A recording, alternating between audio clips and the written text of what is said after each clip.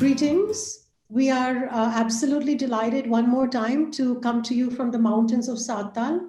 It's misty today, so you can see the mist behind me.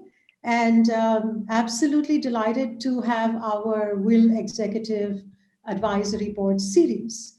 Now, we have spent 13 years, and in 13 years, we've covered so many milestones. And in covering these milestones, let me tell you, I have not done it alone. So there was one person who was with me from day one of those 13 years. And it's been incredible that after 13 years, I still have the same person now on our advisory board. That person is Richard Rekhi, who is going to be our interview person today. Member, very distinguished member actually of our Will Executive Advisory Board.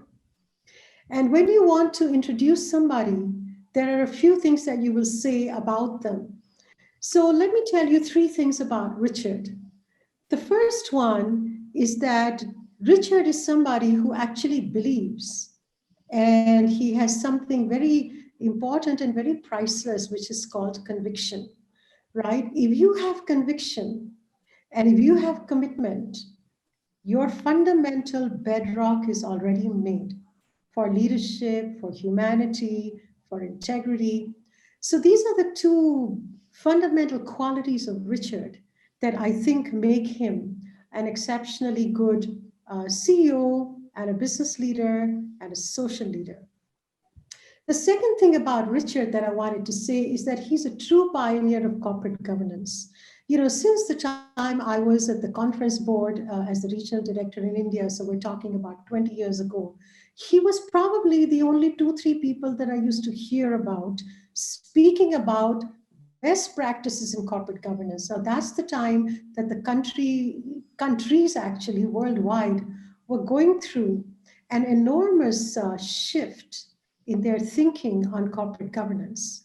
And Richard has been a real pioneer, especially in an area, a very important area like risk, which is an important part of governance. The third thing about Richard that I do want to mention is that for some reason, he's a believer of something very important called the higher purpose.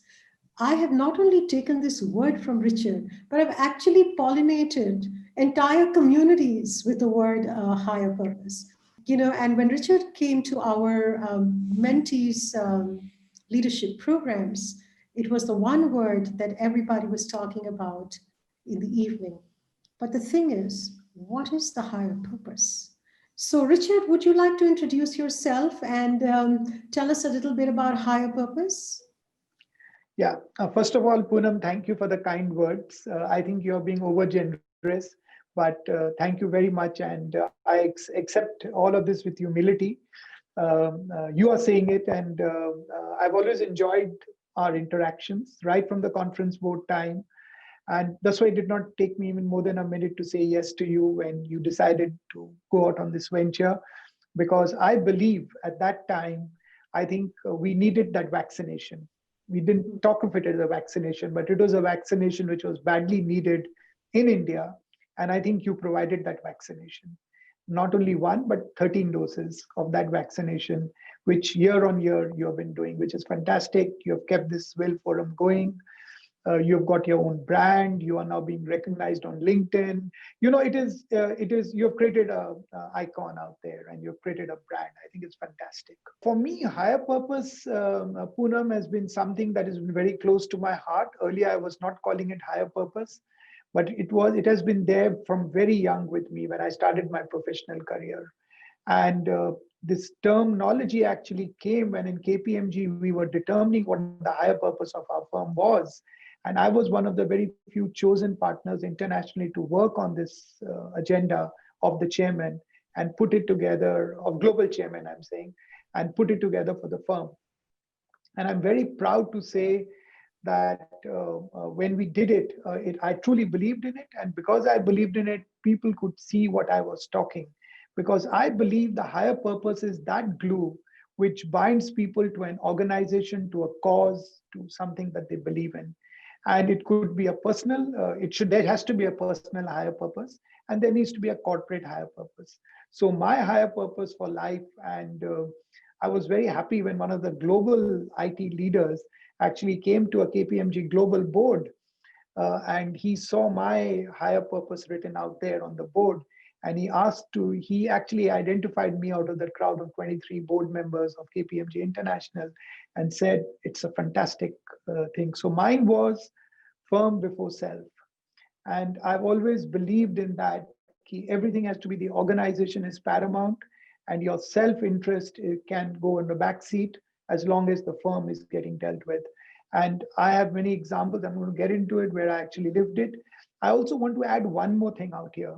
Higher purpose is your capital account, while your salary and your job is your current account. And anybody who does investing understands what capital account is. And I think if you keep your higher purpose right, very difficult to derail from the path of integrity, honesty, respect, humility. You will be there. And leaders don't need to talk about themselves, other people will talk about you. So just go do your job. And I would add one more thing today: plant trees that you will never see. And you're sitting in this beautiful background where you are with beautiful live trees. So somebody has planted them so that you could enjoy it. And so our duty is that we should plant trees that we will not see, but our next generations will see. So what seeds are you planting, Richard? So for me, I think I like to build leaders. I like to connect with people, and I like to ensure that we are doing the right thing. Not, I would say, morally right. It's not about being legally right. It's about being morally right. I truly believe in this word, and I would not like to do something which is going to hurt somebody, which is going to offend somebody, or which is going to. So I've kept myself. How do I motivate people? How do I inspire them? How do I get the best out of them? Because many times people don't even know their own potential and talent. And I think it is for leaders who need to inspire. Leaders need to inspire people to do things they don't even believe they can do. And I think once we get that right, I think we have solved a lot of problems out there. Because actually, a leader, in my view, is as good as their team. If you got a good team, the leader will shine. If you got a bad team, the leader will struggle. And I think it's for your own interest, for leaders, to ensure that you hire people smarter than you, better than you, and you're able to bring them together to work for a purpose. And I think that's why I feel this higher purpose takes you out, because you can take them to a level which is above tactical, above just getting a job done. It's about ensuring that you are a true steward of the world, of ensuring that the environment is as good as you have got it, or even better than what you got it. So stewardship, I learned very early when I was in Arthur Andersen, where they said that if you get something, give it back better than what you got it. You're a partner today, you're holding it in trust to give it to some other partner, but give it better than what you got it. And I try to do that. I try to live my life on that basis. So here's the thing. If you know all this and you're extremely influential, not only as a person, but even in your role as CEO of KPMG for many years, how is it that more CEOs do not tread this path? Okay, and I'm saying this as an economist, a person who's involved in rigor. I don't have many opinions, and I'm saying that many CEOs don't tread this path. How come they don't see the value, the business value, the community value, both of which are very entrenched and blended? What is your thinking? Where's the gap? I think most people, or many people, are very commercial in their dealings. They want to see what is the return, immediate return on it. I have a very different view to life. I believe in investments. I believe in seeding those thoughts, and the return can come. Let me tell you, in KPMG, I put many policies for which I did not benefit as a leader, as a partner, because their returns were going to come later on. But that should not be why you take a decision. So if you think long term, if you think for the organization, I'm saying firm before self or organization before self, I think you will get many things done. Now, it all depends on an individual. There are many good leaders who have come and done fantastic work You can name them who have created, Paul Pullman, for example. So when he came into Unilever, he completely brought sustainability as the fulcrum of what he did. And I'm a great admirer of what he's done on sustainability. And I'm today a big believer that if you want a company to survive, you've got to be sustainable, you've got to be environmental friendly, you've got to work for the society. And actually, COVID has taught us that even more today. If you look at COVID has brought so many things back. In fact, it has brought out the character of a leader. The true character of a leader emerged during COVID times. And Poonam, I'll just put one more point here, and I will end my thing because I don't want to this thing. One thing that came out during COVID times is that women leaders are better than men. If you take the world, you take all the women leaders who are running different countries, they've managed COVID much better. Now, why did they manage COVID much better? Because empathy factor was much better. The way they dealt with the situation, because they realized this is not about money making, this is not about commercialization, and this is not about being hard-nosed or being tough or being a cowboy, but it's about being humane. And how do we actually deal with it? And I was so happy to read when the New Zealand Prime Minister announced that New Zealand is COVID-free and we can be back to normal. So I think, and all women leaders, if you take one picture, there's a beautiful picture of these 8 or 9 leaders on a photograph, and what's common? They have managed COVID better than their male counterparts. And if this is the right time for the world to wake up and say women leaders matter, they need to be respected, and they need to get their pride of place in corporate or wherever, whichever position they are. Well, it's called the tipping point. Yes. But the thing is that we've been on the tipping point all the time. People like me think we've been on the tipping point for the last 100 years. So, there is a tipping point, but somehow it doesn't tip on the other side for women in leadership.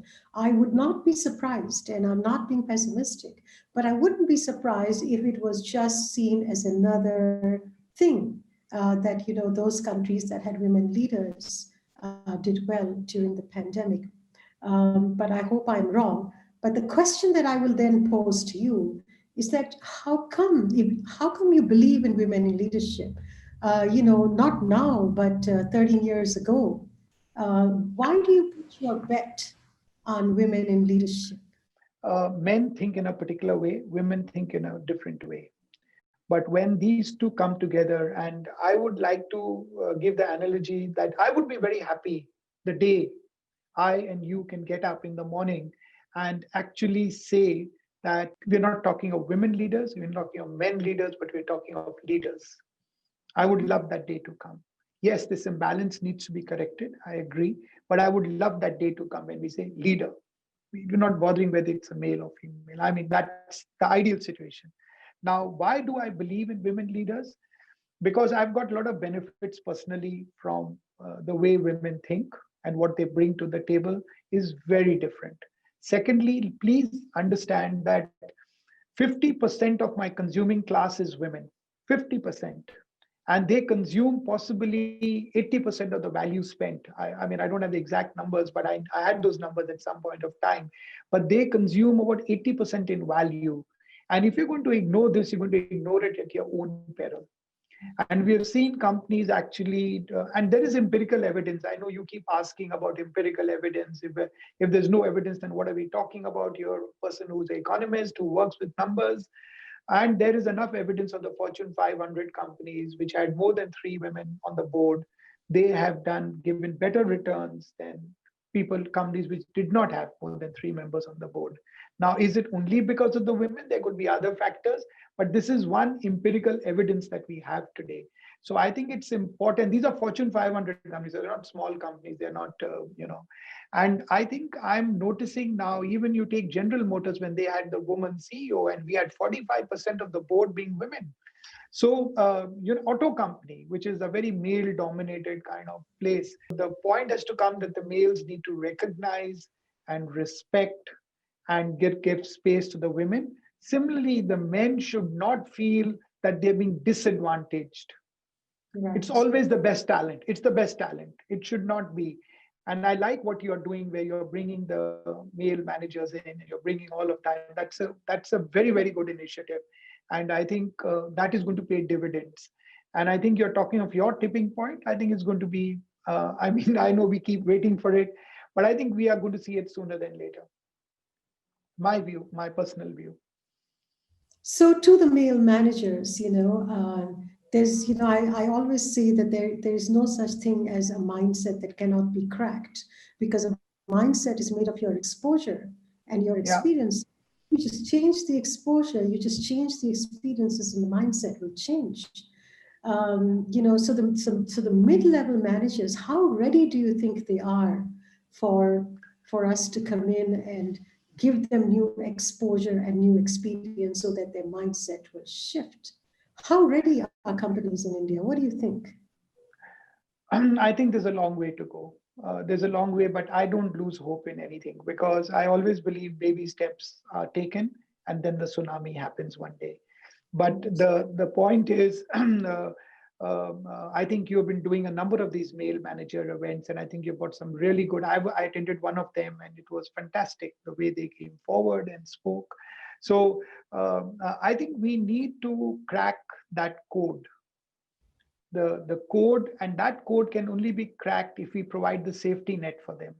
We provide the safety net for the male managers. Your jobs are not going because somebody else is getting promoted, but are you doing the right thing by your female counterparts, or are the bosses doing? So for example, how do you do it? So when you're recruiting people, are you ensuring that there are enough male and female in the candidates being interviewed? When people are being promoted for a job, are you ensuring there are enough females? The problem with men, I'll give you one of these examples. When men are promoted, they are promoted on potential.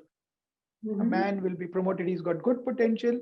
Woman will be, oh, what has she achieved? So I think that bias, which is sometimes I would call it the unconscious bias, creeps in at many points of time. And that is where the issue comes up. And there was this one great female coach who was giving an example of one of her friends who was also a coach. He said he got two people to train, a male and a female, similar level. He trained the man for business, he trained the woman how to be more confident. Now, guess who got promoted? The male. So the point is this unconscious bias is coming that the woman needs confidence building. No, it doesn't. It's all over. I mean, women are very, in fact, they're much more articulate. They're much got better social skills. They can present better. And at times that could be a bit intimidating for their male counterparts. It could be for the same level people. But I've seen lots of organizations, or I've seen some organizations now looking at this as a very, very important skill and to take forward. And I can see in the consulting world, Poonam, if you look at the America, three of the big four chairmen were women. Out of four, three were women. So, I mean, the glass ceiling is being broken at various. Now you can say, oh, you're giving me some anecdote here and there, but can it not be much more?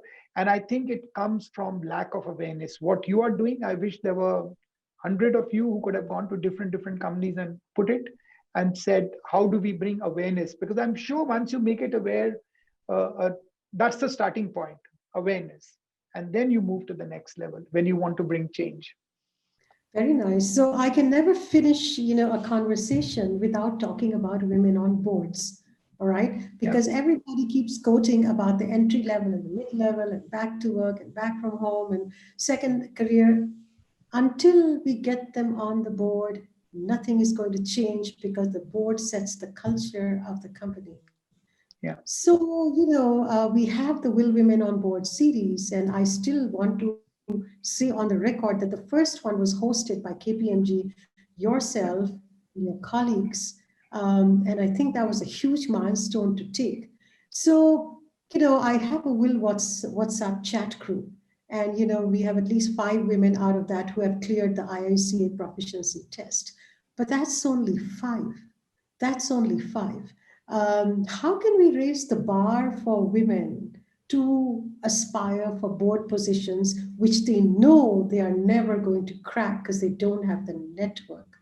Where will they get the network? See, you can clap with two hands. So Mhm. as much as we want women to come onto boards, women should show their hunger and desire to come on boards. It's just not about speaking. What are you doing to come onto the board? What are you doing for your self-improvement? What are you doing to social network? What are you doing to be in the right places? I'm not putting everything on the women, but I think there has to be some effort and energy from this side, because you cannot say, no, I have to go home because I've got to do this homework and I cannot be, you see. So there has to be some amount of sacrifice to be made, some amount of effort to be put in from the women also. But I can see, Poonam, more and more companies will look at women coming on boards. And I want to give you one good example is IKEA. If you take the senior leadership and the CEO, not the current one, the previous one, had come to our KPMG event and he put his entire executive team, majority were women. Great. And what happened was that when they were hiring, and this for India, I'm talking, the India CEO at that time, and he put it up at our partners meet and everybody was so impressed, that, and he said how he did it. He said, when I was interviewing, I wanted enough women and men in the interviewing, the candidates, so that we got a good, fair chance of selecting the best. He said, I didn't choose women because I wanted a woman. I chose the best talent that was there. And it happened to be women. And now if you look at all this, their leadership team, mostly all women. So in India and also globally, they've got a lot of senior leaders. So I think it also comes from the mindset of people saying, let's give the best talent. So you're saying what male managers, they can do this, give the best talent the chance, whoever it is, male or female. And many times you'll realize it is the woman who can stand out. Give them the opportunity, equal opportunity. That's my point. Equal opportunity, that's the key. Yes. I keep saying it that, can we leave diversity and inclusion aside? The minute you say equal opportunity, everything will be taken care of. It is really so. So and this diversity, 1 minute, this diversity inclusion, I have a issue with it. I have an issue because we put it as screensavers, we put it as we mouth all these words, but I want to know, when do we measure the outcome? If we put programs in place, we should measure the actions and outcomes that come out of it. Because if outcomes don't come, it's all just talk. And talk is cheap, as we know. So I think we should, as leaders, I mean, everybody who's in a position of influence should live it. If we believe in diversity and inclusion, let's live it. And inclusion goes beyond gender diversity. So, and diversity also goes beyond, but we should live it in the truest form of the word. And I would say, to make economists that you are, to make economic sense also, it is good to get women on the board. They will come with new ideas. They are good at governance. The famous thing if Lehman Brothers was Lehman Sisters, what would have happened? All those kind of things, questions do come up. And I think integrity, empathy, these are very, very strong factors you need on the board. Today, in a post-COVID world, these are very important factors of a leader who leads with the head and who leads with the heart. It's a formidable combination. And I think a woman can actually bring it. That's why I believe this COVID is going to see the emergence. And Poonam, maybe this is the right time to do some really, and you've got the network. I mean, you've got the network, you've got online, where your reach can be much more than what you can do in a physical meeting. So how do we break boundaries? How do we break barriers? How do we go into smaller cities and let them all come and see this and go beyond the Delhis and the Bombays and the Bangalores and the Chennais of the world, and get down to, and through one forum, your main forum, let it be broadcast live on Facebook, on LinkedIn Live, wherever, and let more people get access to it. And this is going to be, I think, a game changer, my view. This online is providing that game changer, honestly. It is also providing women the ability to work from anywhere. The big issue they had sometimes, we have these things to deal with. You can work. Why would you not want good talent? And I think it is the re-emergence of this talent which was lying dormant to come back into the main workforce. Well, you reminded me that I was giving a talk in San Diego at SHRM.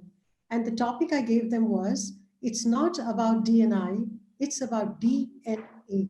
Can we change our heart and our mind and our spirit? And I was sold out. These Americans were thinking, what is she going to say? I mean, they don't hear of things like this, but we are Indian. And we have a very holistic point of view, which you're bringing Yeah, out very nicely. So agility, compassion, and balance will be the three key words for correct. 2021. Yeah, I think, agility for business, compassion yes. for humanity, and balance because innovation needs that. I will leave one more advice for women as we are thinking through, and I'm giving my own career advice. Many times to go up, I've taken two steps backwards. And I've given up leadership positions. I have, for the interest of the organization, but that didn't stop me from becoming the CEO of KPMG. So my only point to everybody is many times when we are not in a business role, suppose we are head of HR or head of something else, and we are now one of the candidates being tipped to go into the CEO role or whatever, why would you not go and take a business role which could be slightly lower than the role that you have today? But if you learn the business, you have the chance of cracking the top job. So I think when we are structuring our careers, I would also leave one more advice. I think women need strong male mentors mid career. Strong male, I'm saying it again, strong male mentors mid career to guide them on the path how a man would think. Because once you understand that, you will be able to crack the code or secret code or whatever, because you need to go to the top position and you need to do everything. And I was one of your things I heard, how some women did make it. So, but we need more women to make it, just not few. Okay, but where are we going to find the male mentors? I'm not saying this, but I do know that the women are shy. They don't network that much, especially the mid-level women. It's easy to say, but they're very lucky those who do find. Guide me. How? What shall I tell them? Where do you go looking for male So I mentors? would, so I would suggest, Poonam, with your reach and your ability to connect with corporate and with society at large, why don't you build a network of male mentors? Look at it, just male mentors who will donate their time. And I'm talking of very, very senior business leaders also who are very happy, because some of them are really happy to promote women. And reach them and say that, listen, this is your giving back to society. There is no commercial consideration in this. There is going to be this lady who may take about 10, 15 hours of your time or whatever, total in a year. And you just have to, and a lot of it can be done today, phone, online, whatever. So I think maybe Will Forum can provide this and maybe connect the two. That's a great idea, but does it have a little risk that it might become a little patronizing? I'm just, No, you don't see no. that risk? Okay. No, You it don't. won't, because I think a lot of people want to give back.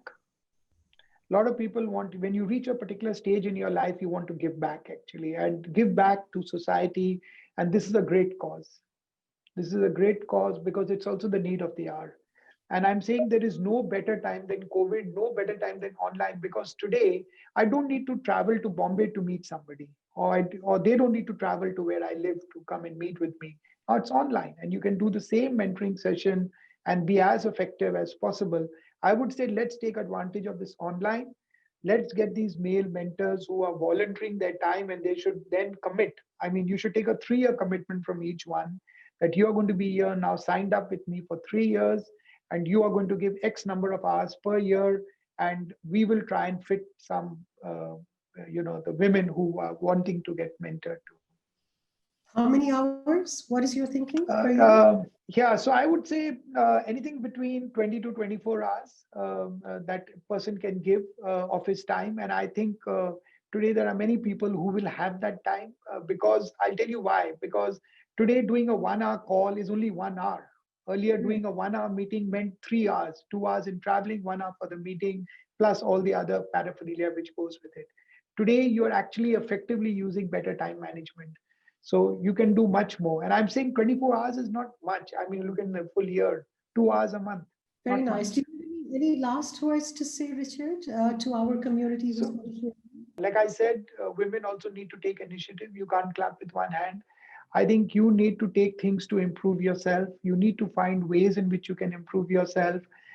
You should try to become a brand. See, where the way I look at life is there's a corporate brand, which like today, the Will Forum is a brand, and then you are a brand because you built your brand. It's not that you just lived on the Will Forum brand, right? And so I think each of us need to build our own brand. Each of us have our own story to write, and our story is unique. So I would say, leave it by saying, become the author of your life and make sure that people will read that book, will read that story.